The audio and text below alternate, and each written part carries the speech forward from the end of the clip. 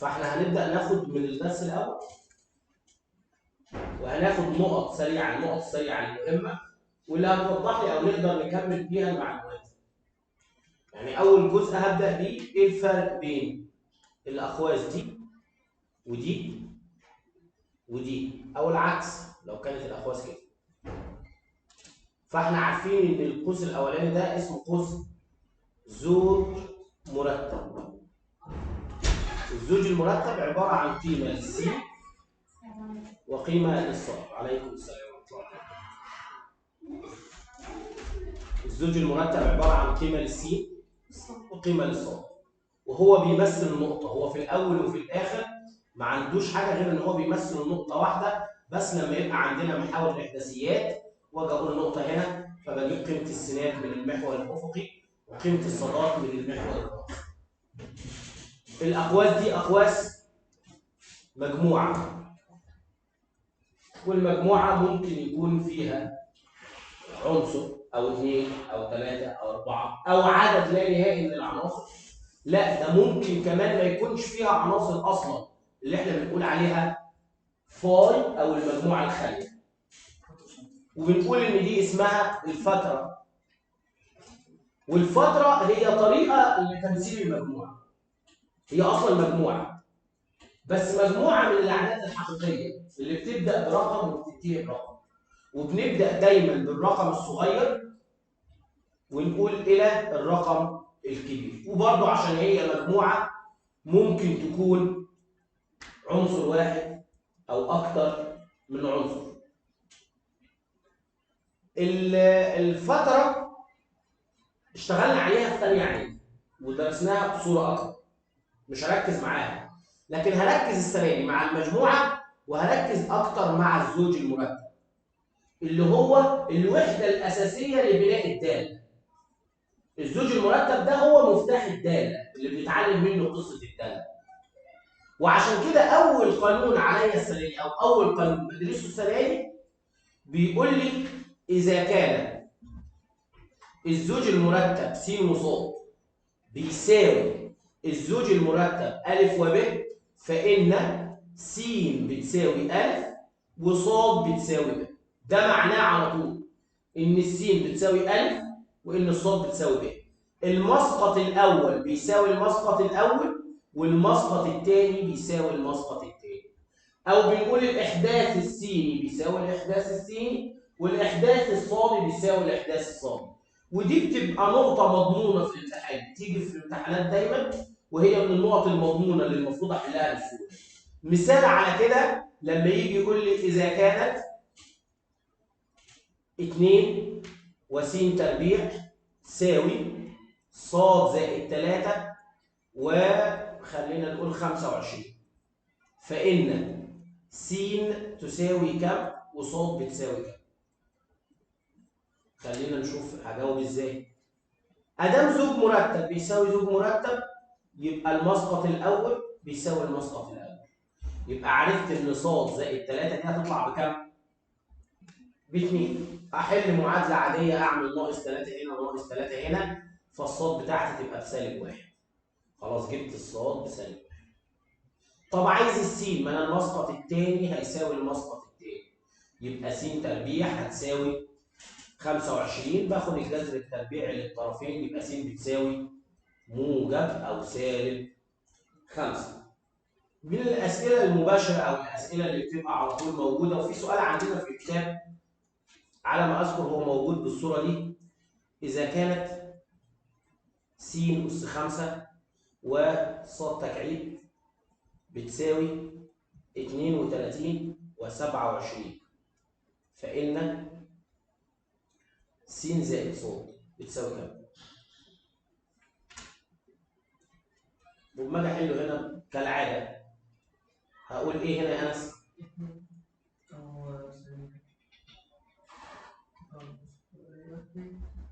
المسقط الاول يساوي، انا عارف ان هي هتطلع 2 لكن انا عايز الطريقه اللي بعمل بيها، فهقول س زائد 5 تساوي 32، لان المسقط الاول هنا لازم يساوي المسقط الاول، وهقول ان ص تكعيب بتساوي 27.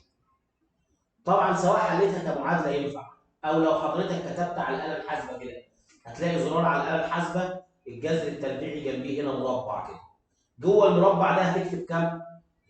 5 عشان انت عايز الجذر التربيعي الخامس. لمين؟ لل 32 فيطلع لك بكام؟ ب 2. او لو انت فاكر من تاني اعدادي كنا بنقول ان س زائد 32 دي هي 2 اس 5، واذا كان الاس يساوي الاس والاس عدد فردي يبقى الاساس بيساوي الاساس، يبقى س هتساوي كام هنا؟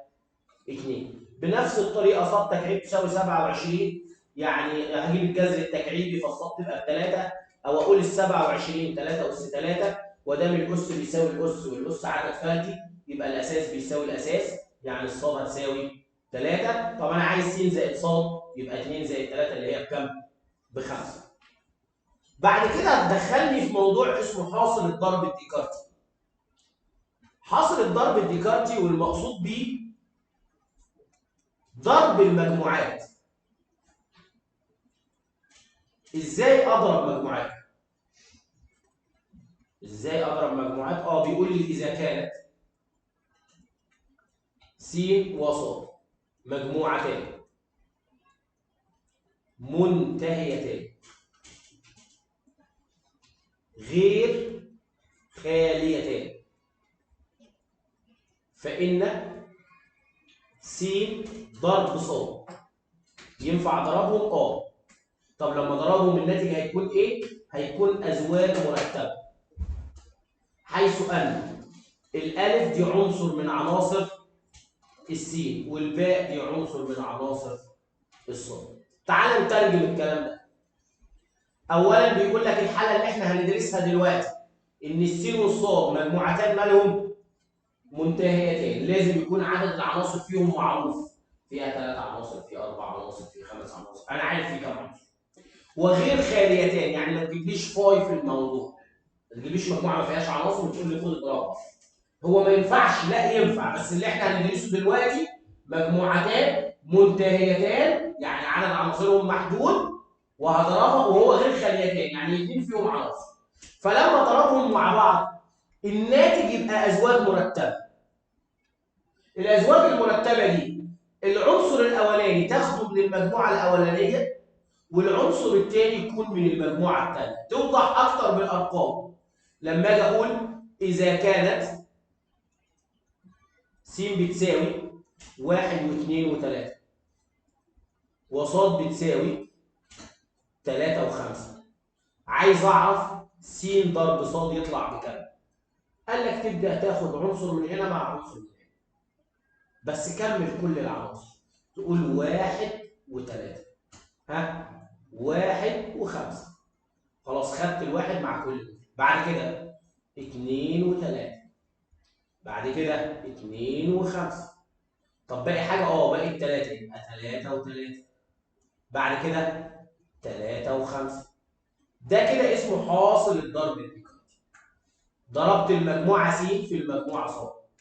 في توضيح اكتر بس احنا هنعدي دلوقتي عشان نروح للنقطه الابعد. انا عايز اركز النهارده على الداله لان ده سهل، مع التكرار هنتعلمه، لكن الداله اللي عايز شرح اكتر فيه. فبيقول لي ده حاصل الضرب الديكارتي. خلي بالك ان عدد عناصر حاصل الضرب الديكارتي بيساوي عدد عناصر المجموعه الاولى في عدد عناصر المجموعه الثانيه، ودي من النقط اللي بتتكرر في الامتحانات كتير. ايه يعني عدد عناصر س في ص؟ يعني عدد الازواج المرتبه هنا هيطلعوا كام زوج مرتب؟ هنا 1 2 3 4 5 6. ليه هم 6؟ قال لي عشان في المجموعه الاولى كان عندي 3 عناصر وفي المجموعه الثانيه كان عندي كام عنصر؟ 2، ف3 في 2 بكام؟ 6. فيبقى لازم عدد الازواج المرتبه اللي تطلع تبقى 6 عناصر، 6 ازواج مرتبه. ودي من الاسئله برضو المضمونه في الامتحان واللي بتيجي في امتحانات كتير. حاصل الضرب الديكارتي هي دي فكرته الاساسيه، اني بضرب كل عناصر المجموعه الاولى في عناصر المجموعه الثانيه. بعد كده بدا يظهر لي مفهوم اسمه العلاقه. ايه بقى العلاقه دي؟ هي جزء من حاصل الضرب الديكارتي. ازاي؟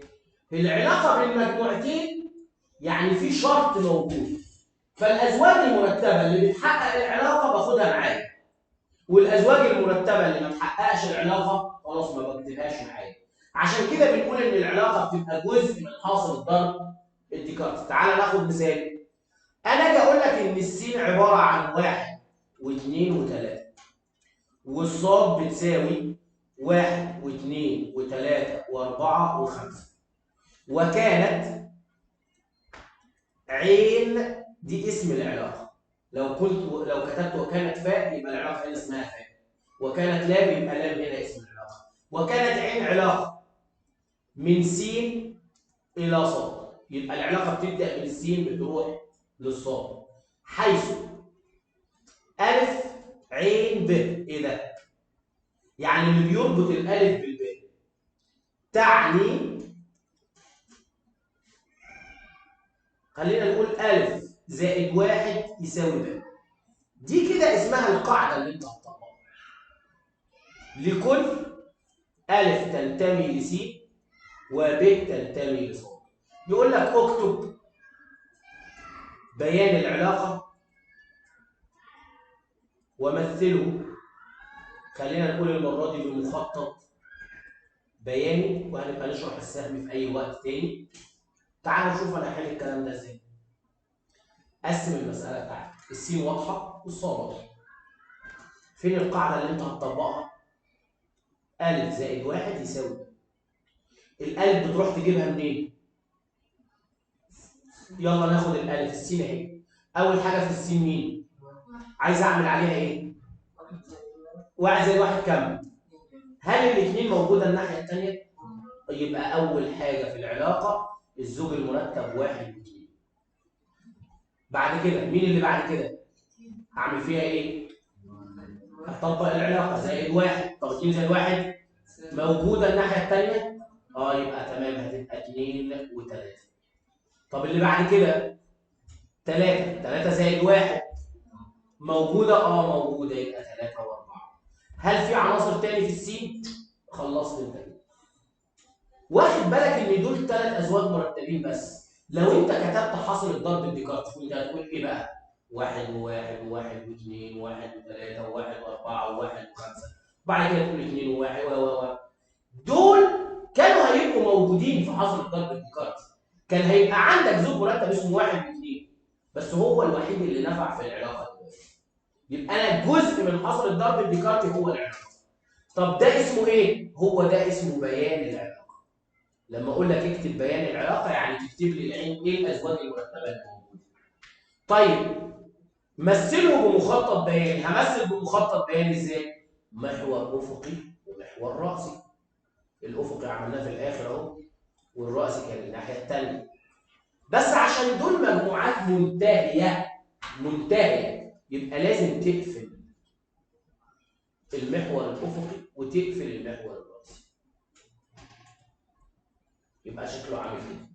انت ليه قفلت كده؟ عشان انا عارف ان طبعا الاولانيه دايما اللي هي من س الى ص، الاولاني يبقى الافقي والثاني يبقى الراسي. طيب حط العناصر بتاعتك.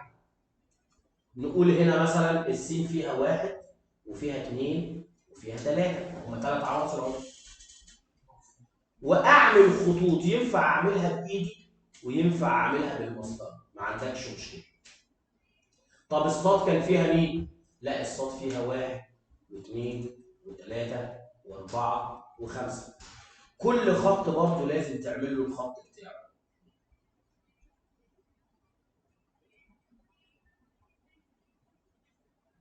ابدا بقى امثل. اول زوج مرتب كان مين ومين؟ يبقى دي 1 اهو الخط بتاعه هنا لغايه ما اوصل عند 2 واحط. بعد كده 2 و3، من الاثنين الخط بتاع الاثنين والخط بتاع الثلاثه. 3 و4 يبقى 3 واطلع لغايه الخط اللي فيه 4 واحط. ده كده اسمها ايه اللي انا رسمتها دلوقتي؟ عين، او اسمها المخطط البياني لعين. المخطط البياني لعين. طب لو انا عايز اعمل مخطط سهم بالمره بقى، ده وقفنا هنا. قال لي مش مطلوب منك غير انك تعمل شكل هندسي مغلق وشكل تاني لازم برضه يكون مغلق. واحد منهم تسميه س والتاني تسميه ص. السين فيها 1 و2 و3، والصاد فيها 1 و2 و3 و4 و5، وباجي يكون قدام كل رقم وبعمل حرف اكس او نقطه تمثل الرقم ده. اسمه مخطط سهمي، يعني هيطلع سهم من الرقم للرقم الثاني. اول حاجه 1 و2 يبقى هعمل سهم من الواحد يروح للاثنين. بعد كده 2 و3 سهم من الاثنين يروح للثلاثه. بعد كده 3 و4 من الثلاثه يروح للاربعه. دول كده مع بعض اسمهم العلاقه اللي اسمها عين. طبعا لازم احط اتجاه السهم. السهم جاي من السين رايح للصاد، يبقى لازم اعمل اتجاه السهم كده. والعلاقه دي اسمها عين. العلاقه دي اسمها عين. خلاص انا مثلت عين او حطيت عين اللي مطلوبه مني. ده مخطط سهمي وده مخطط بياني وده اسمه بيان العلاقه. ولما نخلص العلاقه دي هنبدا ندرس حاجه اسمها الداله. ايه بقى الداله؟ قال ان الداله هي برضه في الاصل هي علاقه. الداله اصلا ايه؟ بس ليها شرط. ايه الشرط بتاعها؟ قال ان الداله العلاقه تكون داله اذا كان فقط. يعني ده شرط ما ينفعش يتغير. كل عنصر من عناصر المجموعه الاولى اللي احنا بنسميها المجال. ما هي المجموعه الاولى في العلاقه على طول اللي هي قال من س الى ص. الاولى دي اسمها الايه؟ المجال اللي بيطلع منها السهم، اللي بتتحط على الافق اسمها المجال، اللي هي بتتحط تحت على الخط اللي نايم دي اسمها المجال. يعني الصاد طيب قال لي اسمه المجال المقابل. الصاد اسمه المجال الايه؟ المقابل. يقول لك كل عنصر من عناصر المجال يذكر كمسقط اول مره واحده وواحده فقط. كل عنصر في المجموعه الاولى اللي هي بتاع المجال دي تتكتب كمسقط اول في الزوج المرتب مره واحده وواحده فقط. الواحد مكتوب كم مره؟ مره واحده. الاثنين مكتوبه كم مره؟ الثلاثه مكتوبه كم مره؟ هل في عناصر ما كتبناهاش؟ لا. السين كان فيها 1 2 3 كتبنا 1 وكتبنا 2 وكتبنا 3. لا ينفع عنصر ما يكونش مكتوب ولا ينفع العنصر يتكتب مرتين كمسقط ايه؟ اول. طب والمسقط الثاني مالكش دعوه. يا مستر يعني ينفع المسقط الثاني يبقى نفس الرقم؟ ايوه. يعني خليك في مساله طلعت القصه معاك 1 و2 و2 و2 و3 و2 والسين ما كانش فيها غير 1 و2 و3. دي داله؟ داله. انا ماليش دعوه بالرقم الثاني ايه هو. انا ليه دعوه بالمجال. عناصر المجال تكتب كمسقط اول مره واحده وواحده فقط. او بيقولوا عليها ايه؟ ان لكل عنصر في س صوره واحده وواحده فقط في ص. صوره يعني مكتوب مره واحده برضه، يعني ليه رقم بس من الصور. في المخطط البياني بعرف ازاي انها داله. يقول لك ان كل خط راسي يبقى عليه نقطه واحده وواحده فقط. يعني الخط الراسي بتاع الواحد عليه كم نقطه؟ واحده. الاثنين واحده. الثلاثه هل عندي خطوط ما عليهاش نقط؟ لا، كل الخطوط عليها نقط. يا مستر الخمسه راسي مالكش دعوه بيها. انا بقول في الرسم البياني كل خط ايه؟ راسي واقف عليه نقطه ونقطه واحده. طب في المخطط السهمي كل عنصر من المجموعه الاولى اللي هي المجال يخرج منه سهم واحد وواحد فقط. ساعتها العلاقه تبقى داله. غير كده العلاقه ليست داله. ولما تبقى العلاقه داله لازم احنا اتفقنا مين هو المجال ومين هو المجال المقابل. المجال اللي انا بطلع منه المجموعه الاولى. طب والمجال المقابل اللي رايح لها السهم المجموعه الثانيه. في حاجه اسمها المدى. المدى دايما جزء من المجال المقابل. من المجال المقابل؟ هو جزء من المجال المقابل. طب مين هو؟ العناصر اللي انا اخترتها من المجموعه الثانيه. انت خدت مين من المجموعه الثانيه؟ الاثنين والثلاثه والاربعه. يبقى المدى بتاعي هنا هيبقى عباره عن 2 و3 و4. اي سؤال؟ عرفنا ازاي نحدد المجال؟ حدد المدى؟ طيب انا هكتب سؤال دلوقتي بيقول لي اذا كانت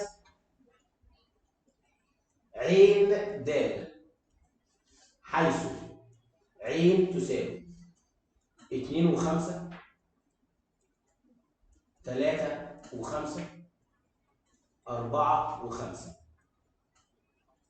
فإن المجال مين هو؟ المدى مين هو؟ يلا ريلز. المجال 2 3 طب 4 صح. المدى 5 وبس. ايه ده الخمسه مكتوبه اكتر من مره. ما احنا قلنا انا ماليش دعوه بالعنصر الثاني. المسقط الثاني ما عنديش مشكله فيه، انا مشيت في المسقط الايه؟ الاول. لازم كل عنصر في المسقط الاول ما يكتبش غير مره واحده وواحده فقط. مره واحده وواحده فقط. الداله دي بعد كده هيبدا يقول لي طيب احنا عرفنا ازاي نعملها من كده كده او نعملها بالصوره دي. هل الداله كتابتها ليها صور تاني؟ ركز بقى هنا في اللي هنبدا نقوله. انا الداله اقدر اكتب القاعده بتاعتها بالشكل ده. داله س تساوي ومثلا س زائد 1. ايه معنى الكلام ده؟ قال لي معناه ان الداله اللي المتغير بتاعها اسمه س هتساوي س زائد 1. القاعده بتاعتها هي مين؟ س زائد 1. يعني انا لو سالتك دلوقتي طب انا عايز داله الاثنين، يعني معناها شيل السين حط مكانها 2. عوض لي عن السين ب2 تبقى كام؟ اللي هي تبقى كام؟ طيب يبقى دي الزوج المرتب مين اللي ينتمي للداله دلوقتي؟ لو س ب2 الصاد هتبقى، عشان انا عوضت عن السين ب2 الناتج طلع 3. ما انت خلي بالك داله س دي هي صاد. داله س كلها معناها قيمه صاد، قيمه صاد اللي انا عايزها تتسال. طب بمعنى داله الاثنين طلعت بكام؟ ب3. معناها ان الصاد بتساوي ده لما س تساوي كام؟ عشان لو س اتغيرت وبقت س بتساوي 5 الصاد تطلع بكام هنا؟ عشان هتبقى 5 زائد 1. من هنا بقى عندنا حاجه اسمها الدوال كثيرات الحدود. يا انس ايه هي الدوال كثيرات الحدود دي؟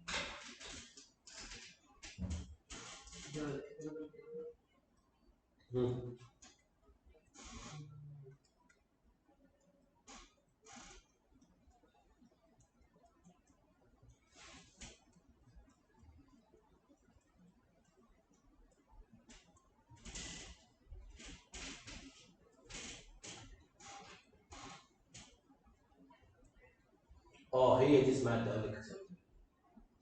ايه دي؟ دي اسمها الصوره العامه. هو عايز يقول لك ان الدوال كثيرات الحدود عباره عن ثوابت. ما هي الالف نوت والالف 1 والالف 2 والالف 3 ولغايه الالف نون دي كلها اسمها معاملات الرموز، معاملات س. الالف صفر ده او الالف الاولاني في جنبيه س؟ مفيش جنبيه س. اللي مفيش جنبيه س بنسميه احنا الحد المطلق الثابت بتاعي اللي ما جنبوش س. طب مين الف 1 ده؟ يعني اول رقم جنب الس اس 1.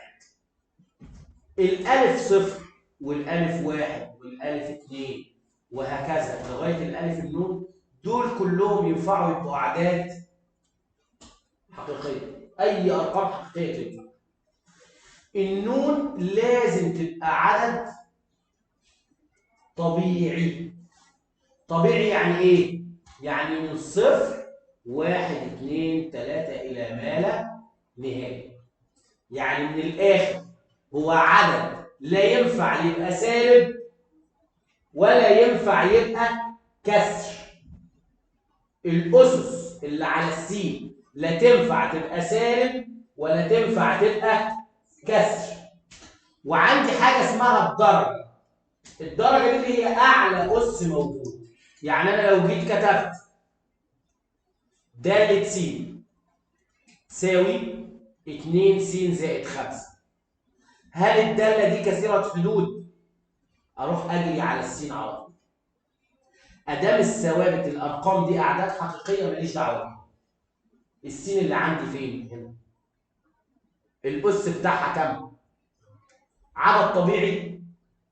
ايوه، يبقى على طول الداله دي كثيره حدود من الدرجه الاولى. اشمعنى؟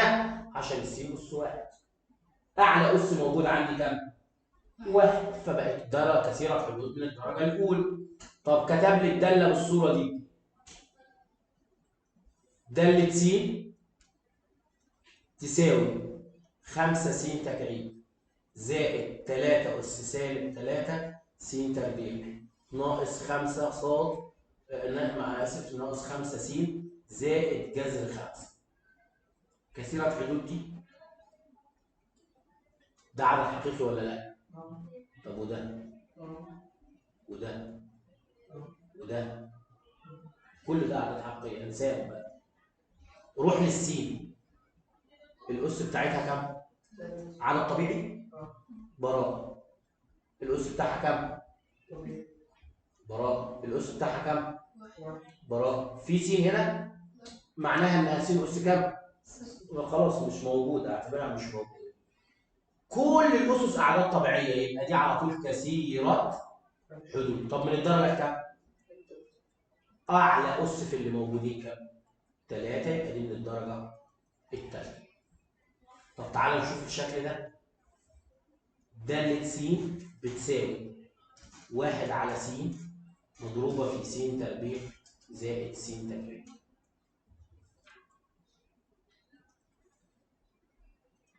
ها؟ السين هنا أس كام؟ أس كام يا مالك؟ ليه سالب 1؟ هي في المقام. وأي عدد في المقام عشان تطلعه البسط لازم تخليه س أس سالب 1، تعكس الأس بتاعه. لو كان موجب هيبقى سالب، ولو سالب كان هيبقى موجب. أول ما تلاقي الأس سالب كده أو تلاقي س في المقام تعرف على طول إن دي ليست كثيرة الحدود. دي خلاص مش تبعنا. دي مش تبع كثيرة الحدود بتاعنا. الدرجة انسى ما تجيبلهاش درجة، أقول لك ليست كثيرة الحدود. هي مش منتمية للنوع ده أصلا. طب تعالى نشوف دي. بيقول لي دالة س تساوي جذر س مضروب في س تربيع زائد 3 س تكعيب. ها السين دي أس كام؟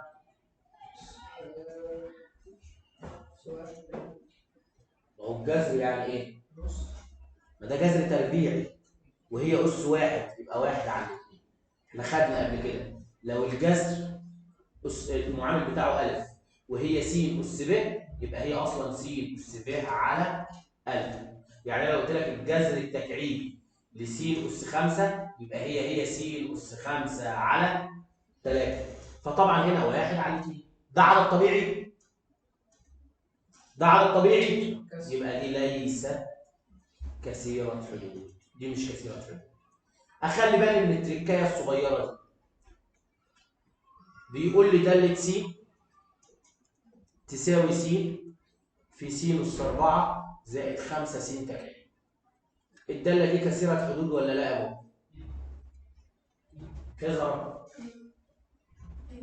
هنا أس 1 وهنا أس 4 وهنا أس 3 كلهم أعداد طبيعية، يبقى كثيرة حدود. الدرجة بتاعتها كام يا زهراء؟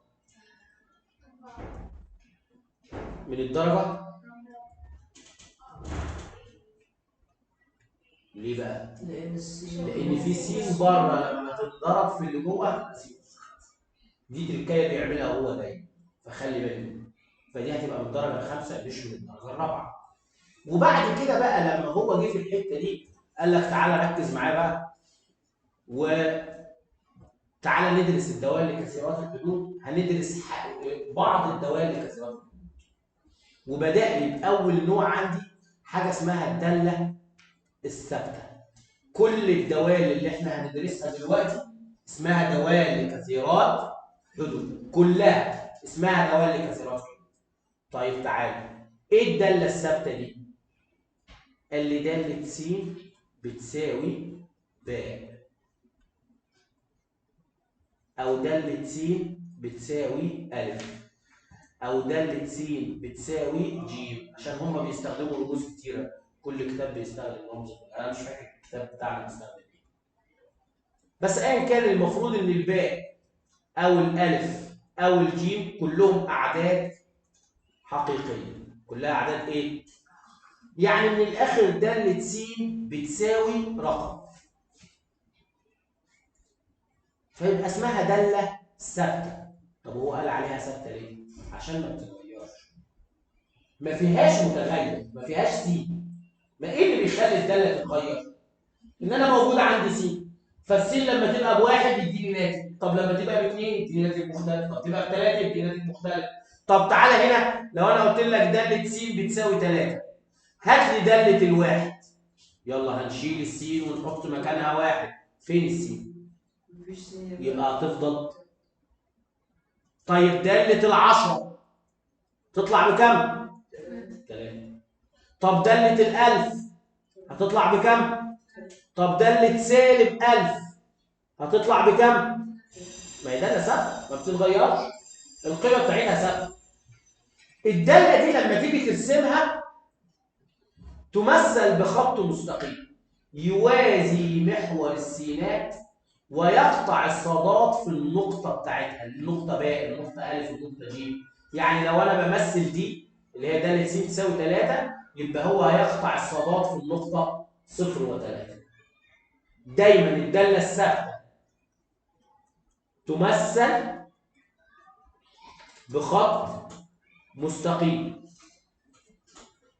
يقطع محور الصادات في النقطة